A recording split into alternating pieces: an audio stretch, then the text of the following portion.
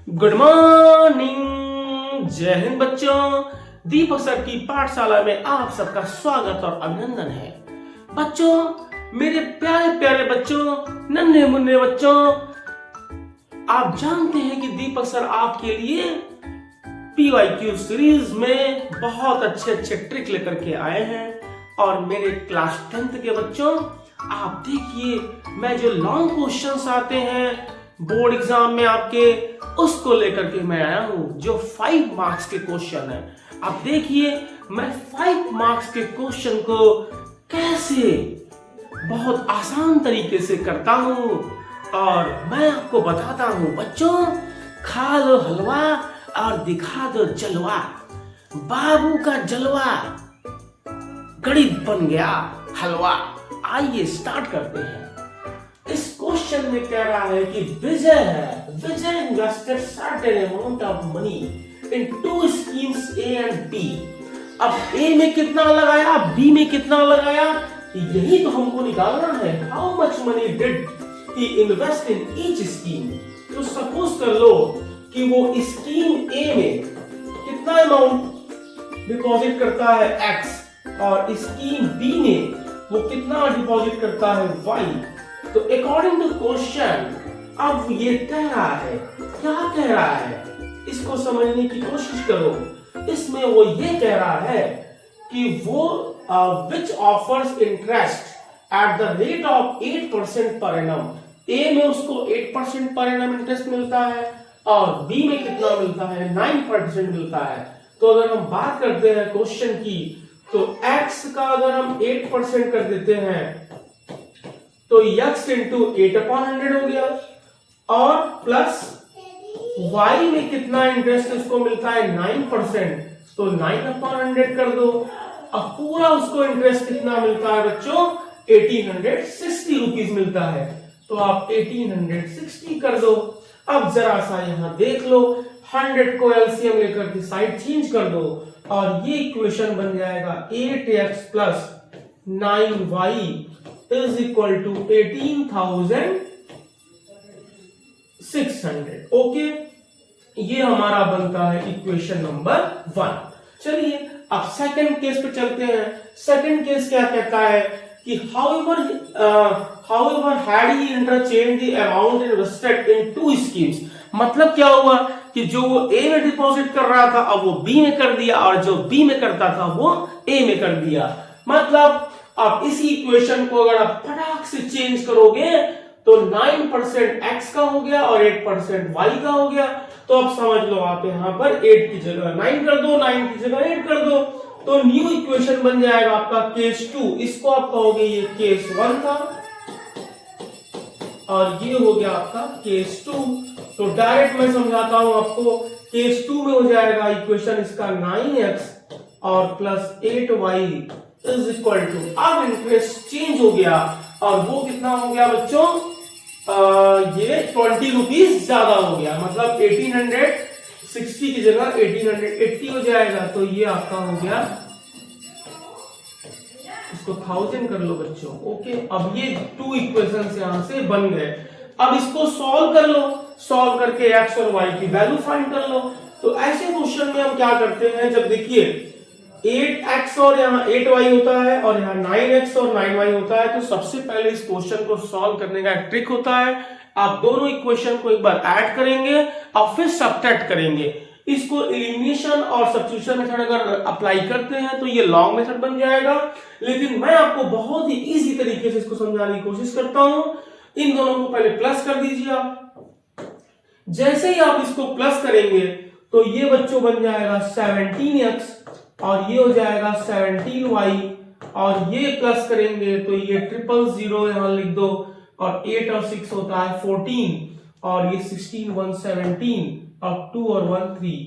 तो ये आपका 17 से डिवाइड हो जाएगा। 17 से डिवाइड कर दोगे तो x प्लस y की वैल्यू कितनी आ जाएगी बच्चों, 17 2 जा 34, और फिर यहाँ 3 आएगा, 17 2 जा, तो ये 22,000 बनेगा। अब इसको आप इक्वेशन नंबर 3 कह दो। और इसके बाद अब सेकंड क्या करोगे, इसको सब्ट्रैक्ट कर दो। तो 2 में से 1 को सब्ट्रैक्ट कर दो, तो 2 माइनस 1 जब करोगे आप तो देखो 9x में से 8x जाएगा तो कितना आएगा, x आएगा। और फिर इसके बाद 8y में से 9y जाएगा तो कितना आएगा, माइनस y आएगा। और इक्वल टू यहाँ 18, यहाँ कितना है आपका 1, ये 18000 है, इसको माइनस करोगे तो 2000 आ जाएगा बच्चों। अब ये 2000 आ गया, इसको इक्वेशन नंबर 4 कह दीजिए। अब इन दोनों इक्वेशन को फिर से ऐड कर दीजिए, तो ये 2x इक्वल टू हो जाएगा 24,000 और x की वैल्यू आ जाएगी 12,000 और y की वैल्यू कितनी आ जाएगी, जब इसकी वैल्यू 2000 पुट कर दोगे तो 22,000 में से 12,000 माइनस हो जाएगा तो ये 10,000 आ जाएगा। इट मींस हमारा आंसर जो आएगा वो A में वो इन्वेस्ट कितना करेगा बच्चों, ₹12,000 और B में जो इन्वेस्ट करेगा वो करेगा 10,000। तो इस तरीके से देखिए कितने आसान तरीके से ये क्वेश्चन सॉल्व हो गया और आपको बिल्कुल डरने की जरूरत नहीं है। आइए चलते हैं नेक्स्ट क्वेश्चन की तरफ। अब वो हमारा बहुत ही बेहतरीन क्वेश्चन होने वाला है। अब ये क्वेश्चन देखो, कह रहा है the diagonal BD of a parallelogram ABCD intersect the line segment AE at point F where E is any point on the side BC prove। देखो इस तरह की प्रॉब्लम में क्या है कि कभी कभी फिगर देता है और कभी कभी फिगर नहीं देता है। तो ज्यादातर बच्चे सोचते हैं कि हम इसका फिगर ड्रॉ नहीं कर पाएंगे, लेकिन अगर आप दीपक सर की पाठशाला से जुड़े हुए हैं तो आप निश्चित इस फिगर को ड्रॉ कर सकते हैं। देखिए मैं इस फिगर को किस तरीके से ड्रॉ करके समझाता हूं। आइए चलते हैं, इसको समझने की कोशिश करते हैं। एक यहां कह रहा है कि पैरेललोग्राम है, तो सबसे पहले आप क्या करो बच्चों, एक पैरेललोग्राम ड्रॉ कर दो। पैरेललोग्राम का मतलब क्या होता है, opposite sides are parallel to each other. आप एक पहले पैरेललोग्राम ड्रॉ कर दो चलो। और पैरेललोग्राम की नेमिंग इसने क्या करी है, ABCD। ABCD is a parallelogram, okay. और डायगोनल BD, तो आप डायगोनल BD को पहले ये मिला दो इस तरीके से, भाई डायगोनल BD हो गया। और फिर क्या कह रहा है, segment AE, ABCD intersect the segment AE at the point F where E is any point on the side BC।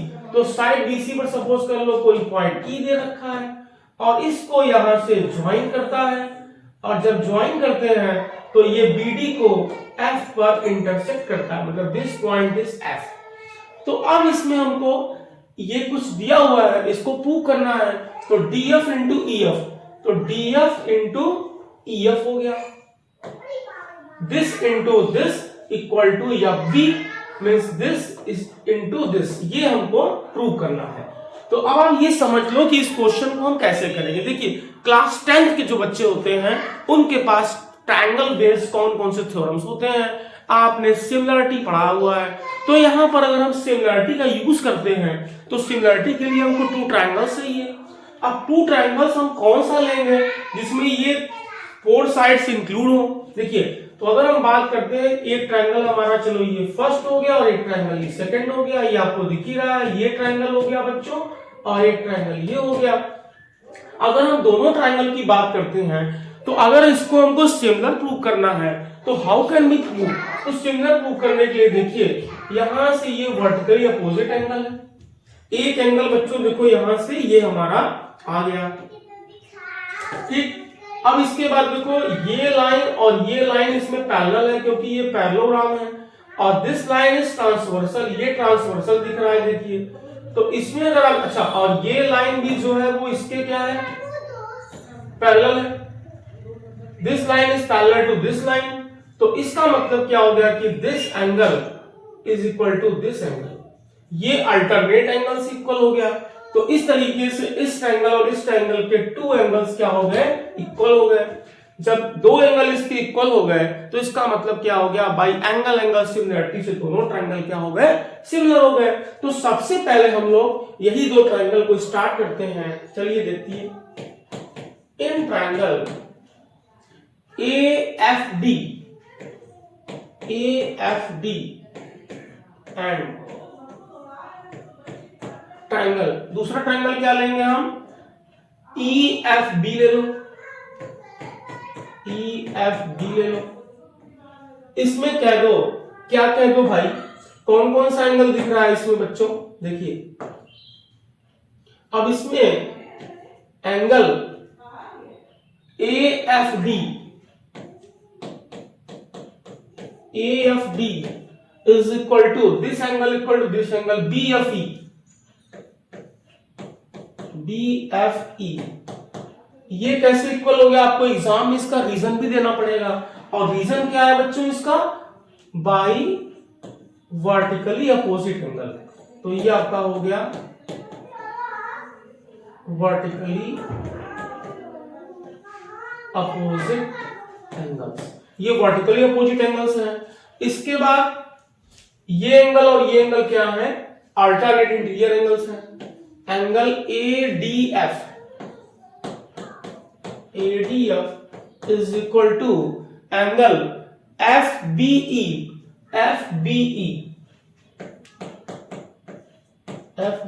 हो गया, और ये कैसे हो गया, by alternate interior angles. Okay, ये एंगल का सिंबल है बच्चों, एंगल्स हो जाएगा तो यस लगा देंगे आप। तो इस तरीके से एंगल क्राइटेरिया से ट्रायंगल AFD लिखते समय आप ध्यान देंगे,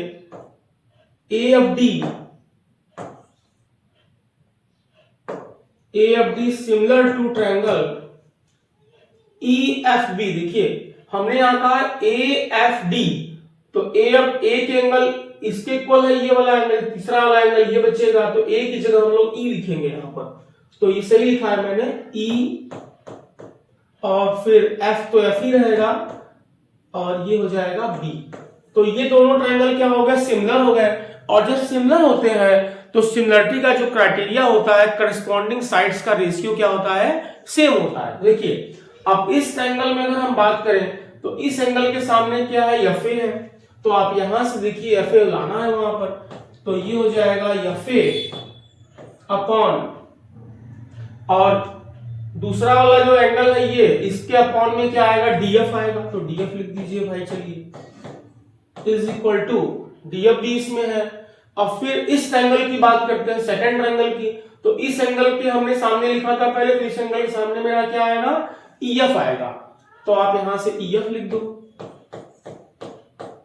ये ध्यान देना कि ये उल्टा नहीं होना चाहिए, अगर आपने यहां FA लिखा है तो FA इस एंगल के सामने है, और इस एंगल के इक्वल ये एंगल है, तो इसके सामने हमेशा EF आएगा, तो यहां न्यूटन में आप EF लिखेंगे। और फिर सेकंड साइड आपका क्या था, FB था, आप FB लिख दो, और यहां बच्चों लिख देना बाई एंगल सिमिलरिटी। ओके, बस यहां से आप क्रॉस मल्टीप्लाई करो और आंसर हाथ में। तो DF इंटू EF, तो DF into EF is equal to DF into EF is equal to FA into FB, FA into FB। देखिए ये कितना आसान तरीके से प्रूव हुआ है बच्चों, आप इसको अपने से भी कर सकते हो एक बार। ये इस तरीके से मैंने ये प्रूव कर दिया, और ये आपका हो गया हैंस प्रूव। और इतना अगर आपने कर दिया तो मेरे क्लास 10th के नन्हे मुन्ने बच्चों को 5 में 5 फुल मार्क्स, मतलब ये क्वेश्चन अगर आपने कर दिया तो 5 मार्क्स तो पक्का हो गया। और इसमें क्या था आपने देखा, बहुत ही आसान तरीका था कि हमने इस एंगल और इस एंगल को सबसे पहले प्रूव कर दिया। अब प्रूव हमने सिर्फ और सिर्फ किया 3 लाइंस में, 3 लाइन में देखिए प्रूव हो गया। This angle equal to this angle by alternate interior angle, और this angle equal to this angle by vertically opposite angle. फिर हमने कह दिया एंगल सिमिलरिटी से दोनों ट्रायंगल सिमिलर हो गए, और जैसे ये सिमिलर हो गया तो सिमिलर का क्राइटेरिया क्या कहता है बच्चों, करस्पॉन्डिंग साइड का रेशियो सेम हो गया। और देखिए फिर हमने क्रॉस मल्टीप्लाई किया और आंसर आ गया। बाबू खा लो हलवा और दिखा दो जलवा। चलो नेक्स्ट क्वेश्चन देखो भाई। नेक्स्ट क्वेश्चन में कह रहा है, अब इसी क्वेश्चन का एक चॉइस दिया है और बड़े मजे की बात है कि इस क्वेश्चन में भी कोई भी फिगर नहीं दिया हुआ है, लेकिन आप जानते हैं कि दीपक सर की पाठशाला से अगर आप जुड़े हैं तो आप क्वेश्चन को पढ़ करके बहुत ही आसानी से फिगर ड्रॉ कर सकते हैं। आइए चलिए हम ड्रॉ करने की कोशिश करते हैं।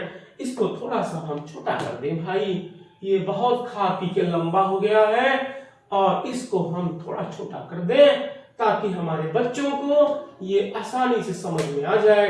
चलो देखो, अब कह रहा है ABC एक ट्रायंगल है। ABC क्या है बच्चों? एक ट्रायंगल है और AD परपेंडिकुलर टू BC है। तो सबसे पहले हम एक ट्रायंगल बनाने की कोशिश करते हैं। चलो, हमने एक ट्रायंगल बना दिया।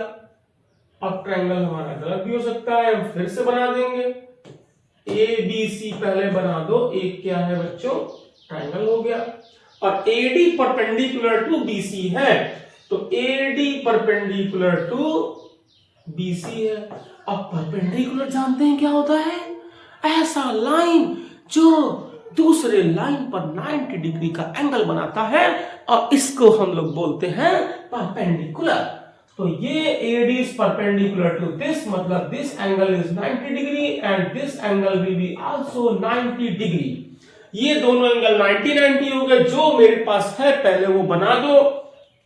अब इसके बाद क्या कहता है भाई? AD square equal to BD into DC दे रखा है। चलिए अब यहां से हम क्या करेंगे बच्चों?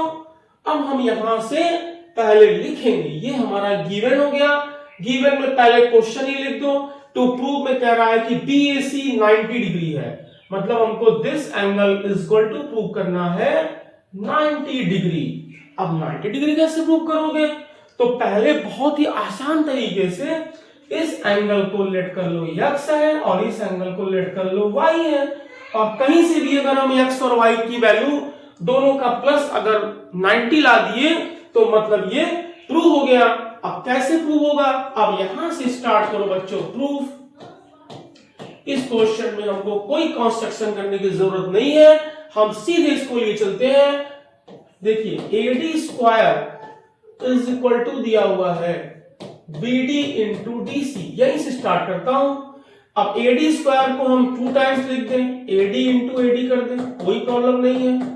तो ये हमारा हो गया BD इंटू DC।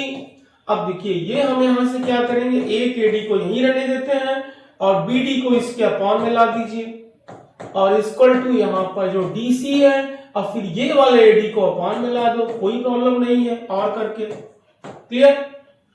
अब देखिए हम यहां से कुछ समझने की कोशिश करते हैं। देखिए AD अपॉन BD, तो AD is this side, AD upon BD this side, तो दिस अपॉन दिस और दिस अपॉन दिस, इस ट्रायंगल की बात हो रही है।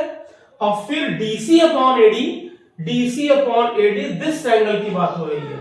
तो अगर हम बात करते हैं तो ट्रायंगल 1 और ट्रायंगल 2 की कहानी अगर समझने की कोशिश करते हैं हम, तो देखिए ट्रायंगल 1 और ट्रायंगल 2 के 2 साइड का रेशियो क्या है? सेम है। और जरा एक बात ध्यान दीजिए कि इनका जो साइड हमने यहां पर यूज किया है, this side and this side for this triangle and this side and this side for this triangle, तो इसका जो इंक्लूडेड एंगल है ये दोनों में क्या है? इक्वल है।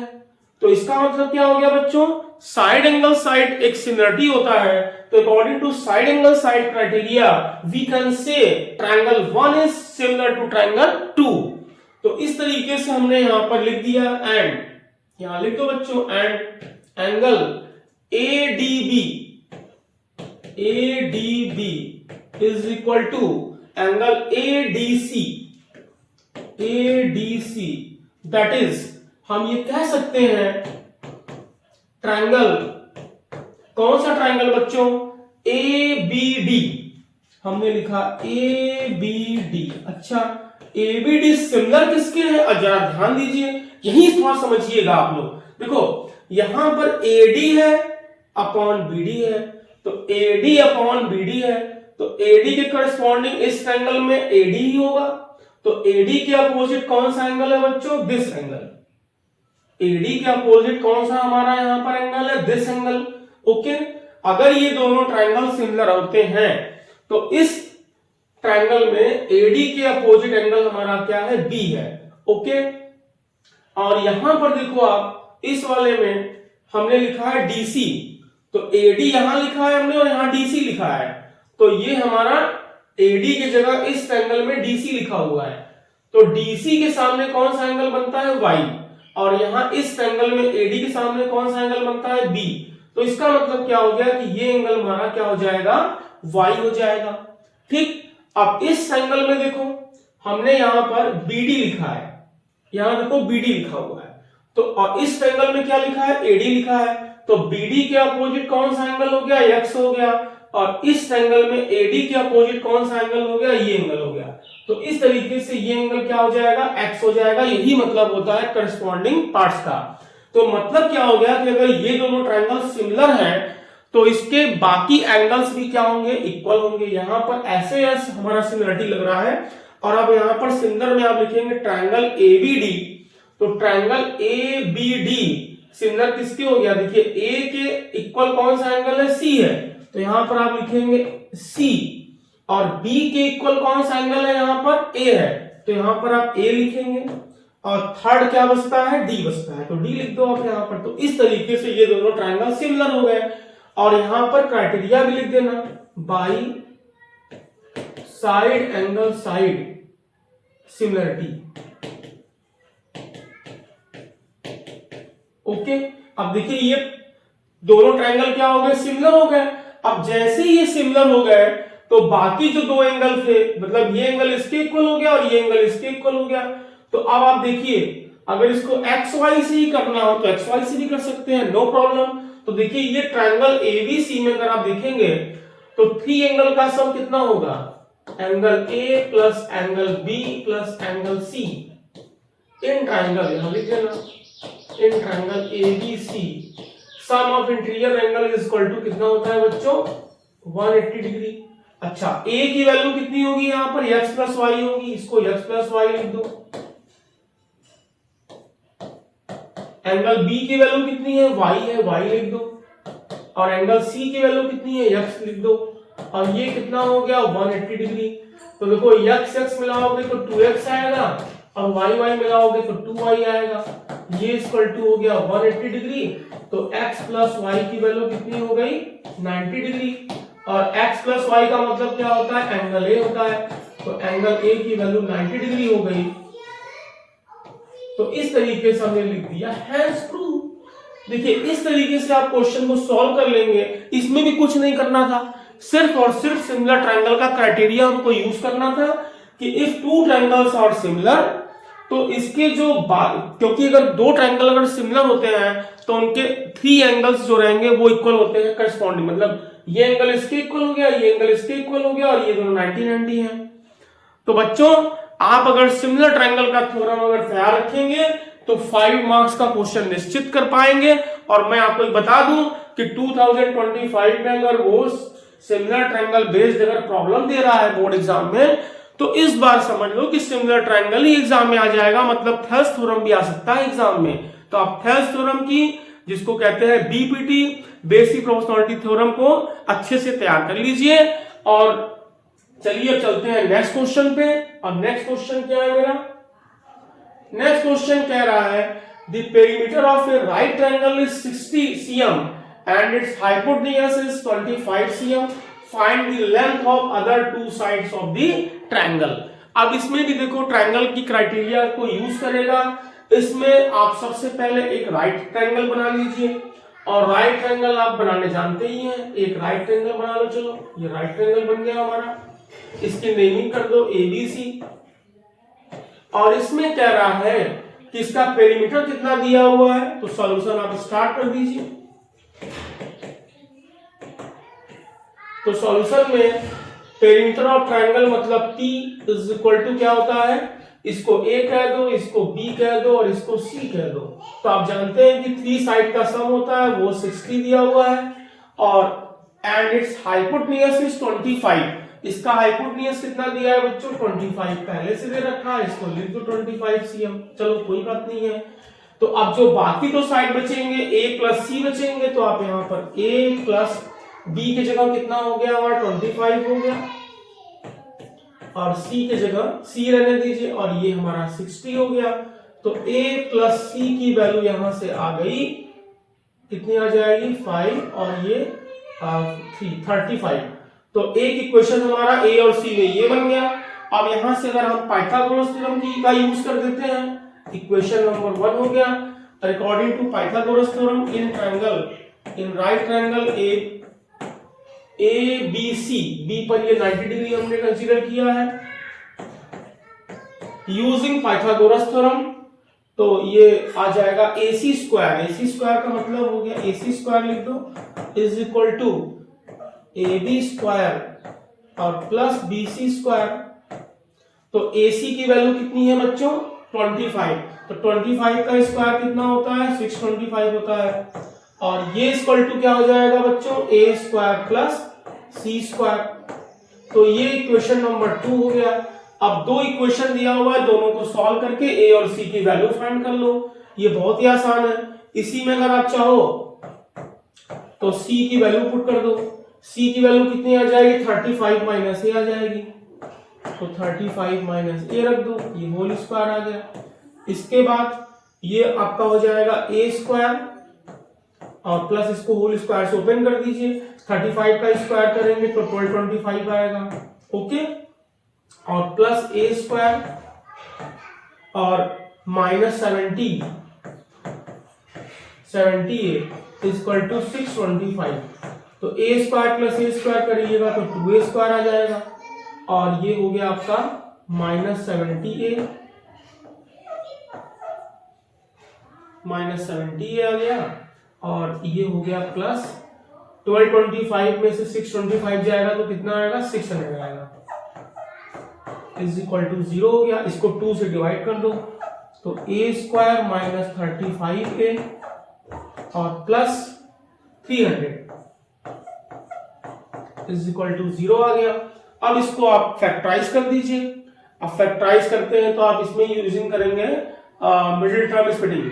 तो 30 इंटू 10, यहाँ देखो 300 को करोगे 30 इंटू 10 आएगा, और लाना कितना हमको 35 है, तो 35 कैसे आएगा ये चेक करो भाई। 35 आएगा ये, इसको 6 इंटू 5 कर दो और इसको 5 इंटू 2 कर दो, तो ये देखो 35 आ रहा है, प्लस करके भाई ये आपका आ जाएगा 30 और में 30 10 40 हो जाता है। 6 5 जा 30 आएगा और 5 2 जा 10 आएगा, इससे भी नहीं आएगा। इसको और ब्रेक करो, 3 इंटू 2 5 इंटू 5 इंटू 2 हो गया ये, चलो ठीक। तो ये कितना हो गया, ये 5 3 जा 15 और ये 20, तो 20 और 15 इसका फैक्टर हो जाएगा। तो ये A स्क्वायर माइनस 20 है और माइनस 15 है और प्लस 300। इसमें से आप A कॉमन ले लो, तो A माइनस 20 हो गया और माइनस 15 कॉमन ले लो, तो ये भी A माइनस 20 हो जाएगा, ओके।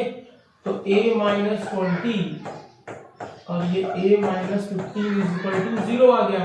तो इसका मतलब क्या हुआ बच्चों, A की वैल्यू 15 आ गई और उसकी 20 आ गई, तो दोनों का सम 35 है। तो इट मींस यहाँ पर अगर हम C की वैल्यू लेते हैं कितनी 15 लेते हैं, तो A की वैल्यू कितनी आ जाएगी 20 आ जाएगी। तो इसमें पूछा क्या है 2 साइड्स, तो 15 और 20 इसके साइड्स हो जाएंगे। अगर आप इसको चेक करना चाहें तो चेक भी कर लेंगे। देखिए 15 25 35 35 25 करेंगे तो कितना आएगा 60 आएगा, ये इसका पेरीमीटर हो गया और हाइपोटेन्यूज का 25 है। अब 15 के स्क्वायर और 20 के स्क्वायर को प्लस करेंगे तो ये आपका 400 प्लस 225 कितना आता है 625, और इसका भी स्क्वायर करेंगे तो 625 आएगा। इट मींस क्या हो गया कि हमारा ये आंसर करेक्ट है। तो इट मींस इसके 2 साइड्स का जो आंसर आएगा वो आप बड़े आसानी से लिख सकते हो। वो कौन कौन से आ जाएंगे, एक आपका आएगा 15 cm और दूसरा क्या आएगा 20 cm आएगा। तो इस तरीके से देखिए ये हमारा 5 मार्क्स का एक और क्वेश्चन सॉल्व हो गया। अब चलिए नेक्स्ट क्वेश्चन करते रहे। बाबू अपना जलवा दिखाते रहो भाई, 5 मार्क्स का क्वेश्चन करते रहो। चलिए अब एक क्वेश्चन देखिए ट्रेन वाला आ गया। ट्रेन वाला क्वेश्चन का मतलब क्या हो गया भाई, छुक छुक गाड़ी आ गया। नन्हे मुन्ने बच्चों, छुक छुक गाड़ी वाला क्वेश्चन भी देखिए बोर्ड में आता है। इसमें क्या कहता है, अ train travels a distance 480 kilometre in a uniform speed. Uniform का मतलब एक समान, मतलब ट्रेन छुक छुक छुक छुक छुक छुक छुक छुक छुक छुक छुक यूनिफॉर्म स्पीड से जा रही है। मतलब वो अपनी स्पीड को भी चेंज नहीं करना चाहती है। और वो कितना जा रही है, 480, यहां से यहां तक 480 किलोमीटर उसको जाना है। और if the speed had been 8 kilometre per hour less, अगर वो अपनी स्पीड को 8 किलोमीटर पर आवर कम कर लेता है तो वो 3 आवर्स उसको अधिक टाइम लगता है इसी डिस्टेंस को कवर करने में। तो no problem, find the speed of train, let the speed of train is x kilometre per hour. Okay, जो हमको क्वेश्चन में नहीं पता है उसको x सेलेक्ट कर लो, और क्या नहीं पता है, स्पीड नहीं पता है ट्रेन का। तो अब इसको बहुत ही आसान तरीके से सॉल्व कर लो। सीधे सीधे जो बच्चे जानते हैं, स्पीड इक्वल टू क्या होता है, डिस्टेंस अपॉन टाइम होता है, और time equal to distance upon speed होता है। तो अगर हम बात करते हैं बच्चों टाइम की, तो टाइम यहां से आप कैलकुलेट करेंगे। पहले वाले केस 1 में टाइम क्या आएगा, केस 1 में जब वो 480 से जा रहा, 480 किलोमीटर अपनी यूजुअल स्पीड से जा रहा है, तो उसको टाइम कितना लग जाएगा, टाइम t1 उसको कंसीडर कर लो। तो ये 480 अपॉन, और उसकी स्पीड कितनी थी, x थी, इतने आवर्स लग रहे थे। और दूसरे वाले केस में अगर आप बात करते हैं, जब वो अपनी स्पीड कम कर लेता है तो डिस्टेंस तो बच्चों वही रहेगा, और उसकी स्पीड कितनी हो गई, x माइनस 8 हो गई। अब जानते हैं आप कि जब उसका स्पीड कम हो गया उसको टाइम अधिक लगेगा, तो अधिक लगेगा तो ये टाइम और ये टाइम को अगर हम माइनस करेंगे तो क्वेश्चन में दे रखा है कि इसकी वैल्यू कितनी है, 3 आवर्स।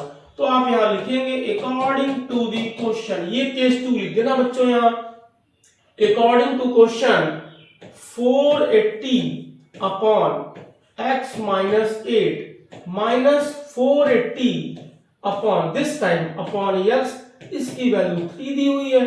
बस इस इक्वेशन को इजीली आप सॉल्व कर लीजिए, और जो x की वैल्यू आएगी वही आंसर हो जाएगा।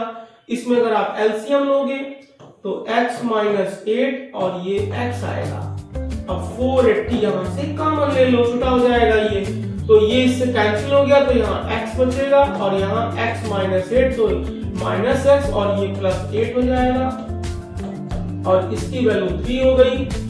अब चलो इसको सॉल्व कर लेते हैं, x यहाँ से कैंसिल हो गया। ये बच्चों 30 अगर हम यहाँ इसको डिवाइड करेंगे तो ये 160 आएगा। ओके, अब x इंटू एक्स क्या हो गया, x स्क्वायर हो गया, अब माइनस 8x हो गया, और ये देखो यहाँ से 16 का इंटू 8 में करोगे तो ये आएगा 128, और ये हो जाएगा माइनस 128, मतलब 1280 इक्वल टू 0। अब इसको फैक्टराइज कर दो, 1280 को स्प्लिट करो, तो 1280 को जब स्प्लिट करोगे तो ये लाना क्या है, तो 8 लाना है। तो 8 लाना है, इसका मतलब ये क्या हो गया कि अगर इसको आप ब्रेक करोगे तो 4 इंटू 4 3 12, 4 3 ये, तो ये इसको 40 कर दो, यहाँ 32 देखो तो तुरंत दिख गया। ये 40 माइनस 32 करोगे तो 8 आएगा, माइनस यहाँ होगा तो माइनस करके लाना रहता है, प्लस रहता है तो प्लस करके लाना रहता है। तो ये x स्क्वायर हो गया माइनस 40x अब प्लस 32। इसमें गलती मत करिएगा आप लोग, इसमें x कॉमन ले लो बच्चों, तो ये x माइनस 40 हो गया, अब प्लस 32, तो ये x माइनस 40 हो गया इज इक्वल टू 0।